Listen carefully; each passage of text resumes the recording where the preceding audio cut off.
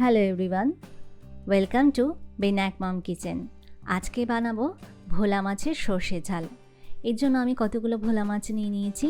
মাছগুলোকে ভালো করে জল দিয়ে ধুয়ে নিয়েছি। আর এর মধ্যে আমি প্রথমেই যে উপকরণগুলো দেব সেটা হচ্ছে একটা গোটা পেঁয়াজ কেটে নিয়েছি, একটু ধনেপাতা আর অল্প করে পেঁয়াজ কলি।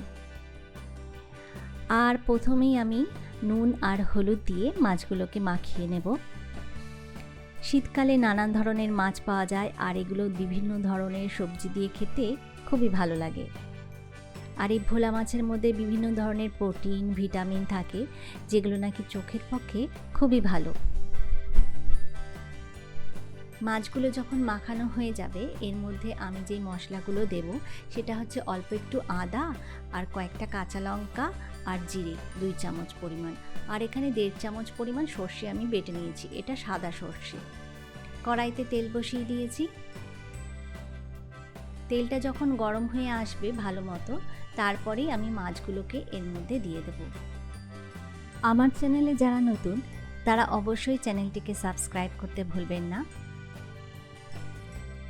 মাছটা যখন একটু ভাজা হয়ে আসবে তারপরে এটাকে এপিট ওপিট করে উল্টে দেব। আমি এখানে খুব বেশি তেল দিইনি, কারণ যেহেতু আমার অল্প মাছগুলো ভাজা হয়ে গেছে। আমি এগুলোকে তুলে ফেলছি। আরও যেই মাছগুলো আছে সেই মাছগুলোকে আমি একইভাবে ভেজে নেব।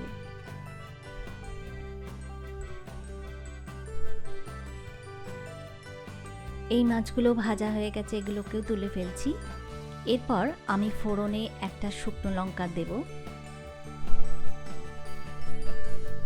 শুকনো লঙ্কাটা একটু ভেজে নিচ্ছি। তারপর এর মধ্যে যে পেঁয়াজটা কেটেছিলাম সেই পেঁয়াজটাকে দিয়ে দেব। পেঁয়াজটাকে আমি একটু লাল লাল করে ভেজে নেব।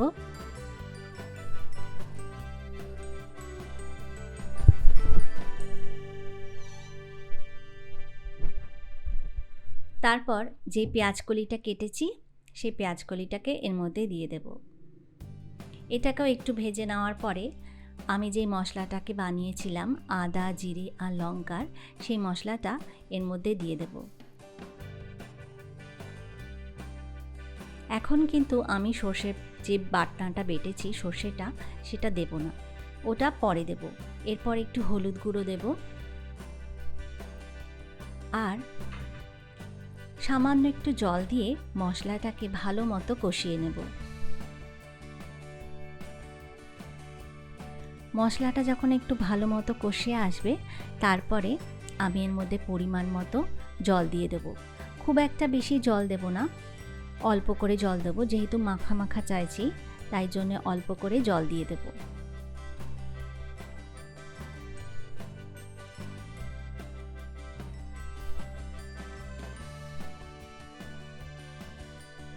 সব মশলা দিয়ে জলটা দেওয়ার পরে যখন জলগুড়টা একটু ভালো মতো ফুটে আসবে আমি একটু নুন দিয়ে দেব পরিমাণ মতো।